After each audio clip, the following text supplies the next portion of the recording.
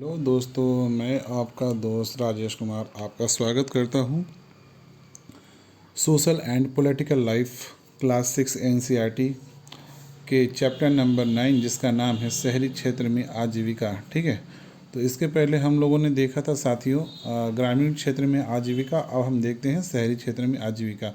शहरी क्षेत्र में आजीविका के क्या क्या साधन होते हैं उसके बारे में हम देखेंगे साथियों। जैसे कि पता है कि हमारा देश जो है 32,87,263 वर्ग किलोमीटर में फैला हुआ है, जिसमें कि 28 राज्य, वर्तमान में 28 राज्य आते हैं, 9 केंद्र शासित प्रदेश आते हैं। ठीक है, जो कि बहुत बड़े लेवल पे शहर हैं। यहाँ लगभग 5,000 से ज़्यादा शहर हैं और 27 महानगर हैं। ठीक है, 5,000 से ज़्यादा ठीक है छोटे मोटे शहर हैं और 27 महानगर हैं, जिसमें कि 4 प्रमुख महानगर जैसे चेन्नई, मुंबई, दिल्ली, कलकत्ता आदि 4 बड़े महानगर हैं भारत में, जिनकी आबादी 10 लाख से ऊपर है। ठीक है, तो यहाँ पे हम लोग देखेंगे पहले इस चित्र के माध्यम से कि यहाँ पे आप देखिए, यहाँ पे शहरी क्षेत्र का दिखाया गया है। शहरी क्षेत्र में आजीविका क्या साधन होते हैं।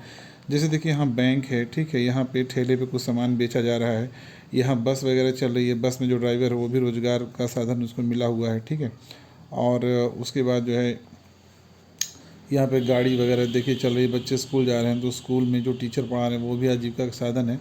ठीक है, यहाँ पे ठेले पे कुछ सामान लगा हुआ है। ठीक है, तो ये सब रोज़गार साधन है, जबकि गांव में से कंपेयर करने के लिए दिया गया है। तो यहाँ पे देखिए क्या है कि यहाँ पे देखिए एक झाड़ू लगा रहा है सड़क पे, ये भी शहर का ही रोज़गार है। यहाँ पे देखिए एक नाई दाढ़ी बनाने जा रहा है। ठीक है, एक औरत यहाँ सब्जी लगा रही है, बेच रही है। ठीक है, ऐसे यहाँ ठेला, एक महिला ठेला जो है अपना ले जा रही, ठेले को सामान ले जा रही है। तो इस तरह से जो है मतलब यहाँ पे काम दिया गया है। ठीक है, तो यहाँ पे बोला है कि ग्रामीण और शहर में जो रोजगार के साधन है उसको कंपेयर करना है। ठीक है साथियों, तो ग्रामीणों में अभी तो गांव में जो रोजगार है वो मनरेगा के माध्यम से मिलता है। ठीक है, या जब खेत की कटाई होती है, निराई होती है, बुआई होती है तो उस समय रोजगार मिलता है। ठीक है, तो ये जो है रोजगार के माध्यम है। और हम लोग यहाँ पे देखेंगे आगे के शहरों पे और कौन कौन से रोजगार के साधन है।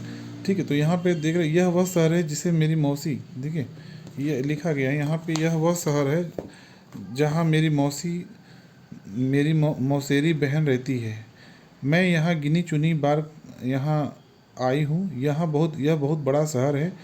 एक बार जब मैं यहाँ आई तो मेरी मौसेरी बहन ने मुझे घुमाने के लिए ले गई।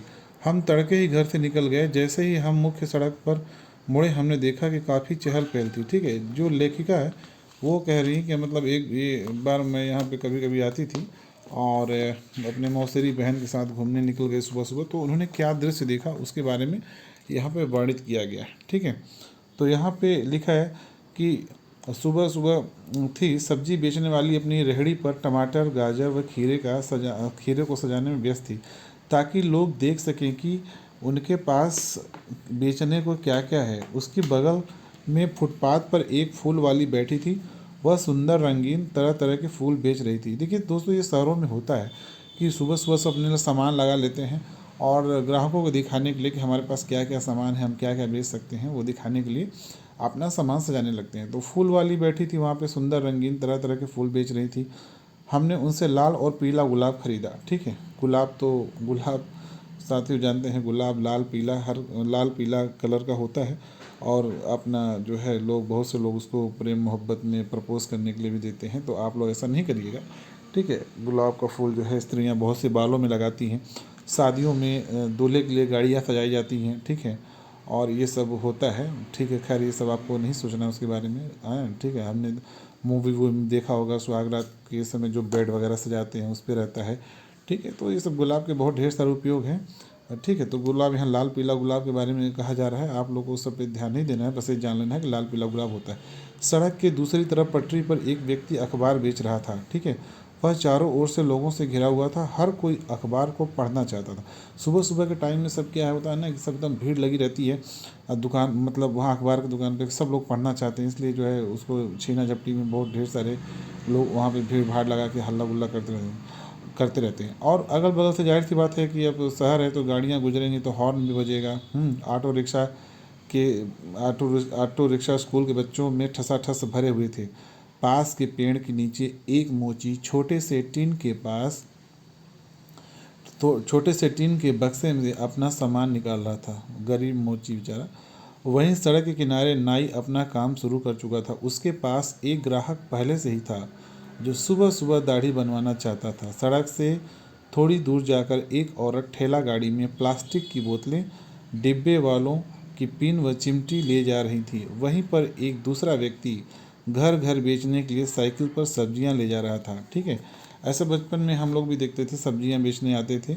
और शहरों में तो ये सब आम बात है। शहर में साइकिल पे बेचा जाता है, सर पे रख के बेचा जाता है, दुकान लोग सजाते हैं, कई तरह से सब्जी लोग बेचते हैं। ठीक है, तो हम उस जगह पर आ गए जहाँ रिक्शे वाले एक कतार में खड़े होकर ग्राहक का इंतज़ार कर रहे थे। हमने एक को बाज़ार जाने के लिए तय किया। ठीक है, बाज़ार वहाँ से 2 किलोमीटर था। आगे देखते हैं, पर यहाँ क्या लिखा है। बच्चू मांझी एक रिक्शा वाला। जा जाहिर सी बात है, जो रिक्शे वाले होते हैं बेचारे शोषित पीड़ित वंचित समाज से होते हैं, और जिनका कि कोई सामाजिक आधार नहीं होता है, जो आर्थिक रूप से बहुत कमज़ोर होते हैं, वही लोग रिक्शा चलाते हैं। मैं बिहार के एक गांव से आया हूं। देखिए, ये बच्चू मांझी बोलते हैं, मैं बिहार के एक गांव से आया हूं जहां मैं मिस्त्री का काम करता था।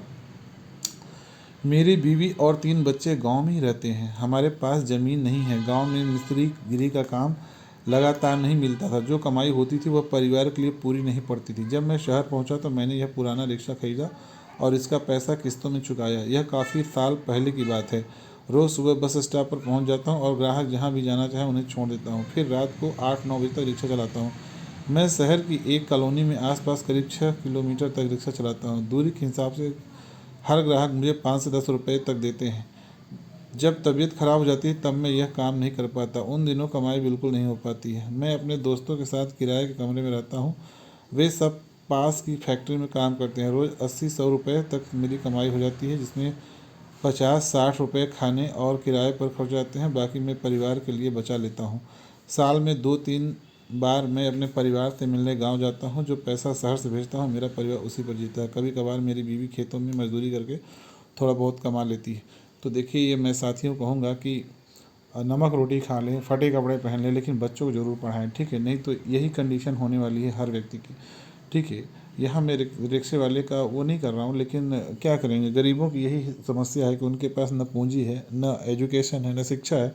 ठीक है, इसी शिक्षा की मुहिम जगाने के लिए मैं फ्री में शिक्षा दे रहा हूँ, और आप लोग से विनम्र निवेदन है कि इस मुहिम में जन जन शिक्षा पहुँचे, गरीबों तक शिक्षा पहुँचे, मुफ्त शिक्षा पहुँचे। उसके लिए आप लोगों से विनम्र निवेदन है कि मेरे वीडियो को शेयर करें, ज़्यादा से ज़्यादा शेयर करें। ठीक है साथियों, तो पढ़ाई लिखाई बहुत ज़रूरी है, नहीं तो जो दर्दनाक कहानी बच्चू मांझी की है वो कोई भी बच्चू मांझी बन सकता है। ठीक है ना, इसीलिए पढ़ाई लिखाई भी ध्यान दें, नए नए स्किल सीखें। स्किल सीखने के बाद उसे फिर जो है अप्लाई करें अपने लाइफ में, तो अब बहुत आगे बढ़ेंगे। ठीक है, खैर आजकल रिक्शे वाले भी बहुत मॉडर्न हो गए हैं और अच्छा पैसा कमा रहे हैं। ठीक है, तो यहाँ पे देखिए, हम लोग यहाँ पे थे, यहाँ पे पार्ट में हम थे कि बाज़ार जाने वहाँ से 2 किलोमीटर था। ठीक है, उसके आगे की कहानी हम लोग देखते हैं। बच्चू मांझी शहर क्यों आया, यहाँ पे लिखा था। जाहिर सी बात है, पैसा कमाने के लिए आया। बच्चू अपने परिवार के साथ क्यों नहीं रह सकता, क्योंकि उसके परिवार के रहने से ज़्यादा खर्चे बढ़ जाएंगे। किसी सब्जी बेचने वाली या ठेले वाले से बात करिए और पता लगाइए कि वे अपना काम कैसे करते हैं, तैयारी, खरीदना, बेचना इत्यादि। बच्चों को एक दिन की छुट्टी लेने से पहले भी सोचना पड़ता है। क्यों? क्योंकि अगर वो एक दिन काम नहीं करेगा तो उसकी कमाई नहीं होगी और उसका जो है रोज़ का खर्चा नहीं निकल पाएगा और अपने घर भी पैसे नहीं भेज पाएंगे। ठीक है, तो ये आप किसी भी सब्जी वाली से बात करिएगा और पता करिएगा वो कैसे अपने सब्जी बेचती हैं और किस तरह से काम करती हैं। ठीक है, बच्चू मांझी की तरह शहर में कई सारे लोग सड़कों पर काम करते हैं, वे चीज़ें बेचते हैं। ठीक है, गौर किया होगा तो कभी आप लोगों ने, उनकी मरम्मत करते हैं या कोई सेवा देते हैं, स्वरोजगार में लगे हैं, उनको कोई दूसरा व्यक्ति रोजगार नहीं देता है, इसलिए उन्हें अपना काम खुद ही संभालना पड़ता है। मेरे हिसाब से तो अपना रोजगार सबसे अच्छा भाई। कोई रोजगार दे, किसी के यहाँ आप काम करेंगे कब पैसा मिलेगा। इससे अच्छा ये है साथियों कि आप स्वयं का अपना काम करें और खुद ही पैसा कमाएं। ठीक है, वो ज़्यादा सही है। ठीक है, वे खुद योजना बनाते हैं कि कितना माल खरीदें और कहाँ कैसे अपनी दुकान लगाएं। उनकी दुकानें अस्थायी होती हैं, कभी कभी तो टूटे फूटे गत्ते के डिब्बों या बक्सों पर कागज़ फैलाकर दुकान बन जाती है, या खंभों पर तिरपाल या प्लास्टिक चढ़ा लेते हैं। वे अपने ठेले या सड़क की पटरी पर प्लास्टिक बिछाकर भी काम चलाते हैं। उनको पुलिस कभी भी अपनी दुकान हटाने को कह देती है। उनके पास कोई सुरक्षा नहीं होती है। कई ऐसी भी जगह हैं जहाँ ठेले वालों को घुसने ही नहीं दिया जाता है। ठेले वाले जो चीज़ें बेचते हैं वे अक्सर घर पर उनके परिवार वाले बनाते हैं। परिवार वाले चीज़ों को खरीद कर साफ करके छांट करके बेचने के लिए तैयार करते हैं। उदाहरण के लिए जो सड़कों पर खाना या नाश्ता बेचते हैं वह ज़्यादातर घर पर ही बनाया जाता है। अहमदाबाद शहर के लिए एक सर्वेक्षण में पाया, यहाँ देखिए क्या लिखा हो देखते हैं। अक्सर शहर में काम करके आजीविका चलाने वाले कामगारों को मजबूरन सड़कों पर ही रहना पड़ता है। चित्र में ऐसी जगह दिख रही है जहाँ दिन के वक्त कामगार अपना सामान रख के रात में वहीं खाना बनाते हैं। ठीक है, कामगार व्यक्ति बेचारे लोग ये क्या करते हैं कि रात में कहीं भी सो जाते हैं। ठीक है, प्लेटफॉर्म पर सोते हैं।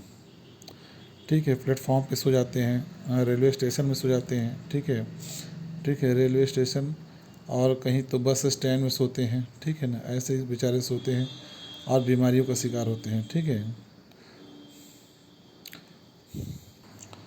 यह कि काम करने वालों में 12% लोग सड़कों पर ही काम कर रहे थे। हमारे देश के शहरी इलाकों में लगभग 1 करोड़ लोग फुटपाथ और ठेलों पर सामान बेचते हैं। अभी हाल फिलहाल तक गलियों और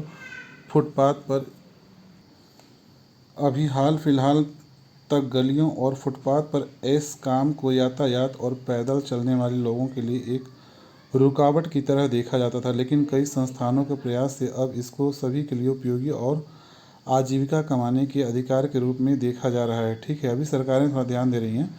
सरकार भी उस कानून को बदलने पर विचार कर रही है जिससे उन पर प्रतिबंध लगा हुआ था। कानून में बदलाव आने से उनके पास काम करने की जगह होगी और यातायात एवं लोगों का आवागमन भी सहज रूप से हो पाएगा।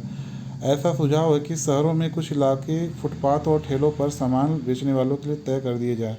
यहाँ भी सुझाव है कि उन्हें खुले रूप से आने जाने की अनुमति हो और वे लोग उन समितियों में रखे जाएं जो इन मुद्दों पर निर्णय लेती हैं। ठीक है, जब हम बाज़ार पहुँचे तो देखिए दुकानें अभी खुलनी शुरू हुई थी, लेकिन त्यौहार के कारण वहाँ बहुत भीड़ हो चुकी थी।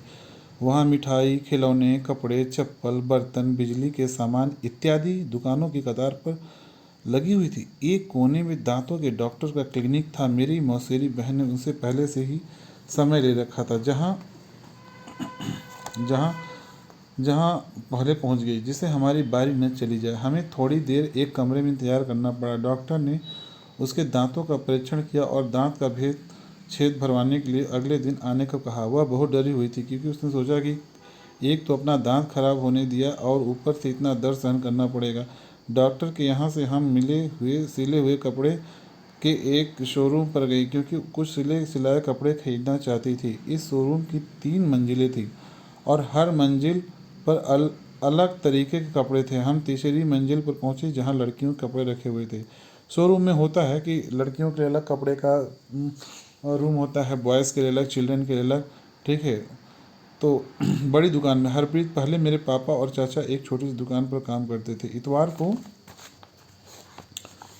और त्यौहार के समय मैं और मेरी माँ उनकी मदद करते थे। मैंने कॉलेज की पढ़ाई पूरी करने के बाद वहाँ काम करना शुरू किया। अब मेरी पत्नी वंदना और मैं शोरूम चलाते हैं। वंदना बोल रही है, हमने कुछ साल पहले यह शोरूम खोला। मैं एक ड्रेस डिज़ाइनर हूँ। मैंने तरह तरह के फैशन कपड़े बनाने की पढ़ाई की है, लेकिन आजकल लोग कपड़े सिलवाने की जगह सिलाए यानी रेडीमेड कपड़े खरीदना पसंद करते हैं। इसलिए मेरा ध्यान इस बात पर ज़्यादा रहता है कि कैसे इन रेडीमेड कपड़ों को आकर्षक रूप में सजा कर रखा जाए।